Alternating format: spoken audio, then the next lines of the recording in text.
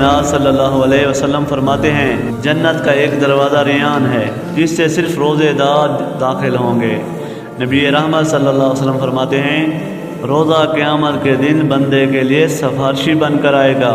پیغمبر کائنات صلی اللہ علیہ وسلم فرماتے ہیں جو اللہ کے راستے میں ایک دن کا روزہ رکھتا ہے اللہ اسے نار جہنم سے 70 سال دور کر دیتے ہیں۔ سید الکونین صلی اللہ علیہ وسلم فرماتے ہیں روزہ دار کی دعا اللہ رد نہیں کرتے۔ مالک ارض و سما فرماتے ہیں روزہ میرے لیے ہے اور میں ہی اس کی جزا دوں گا۔ سوال یہ ہے کہ روزے کے یہ عظیم فوائد کب ملیں گے؟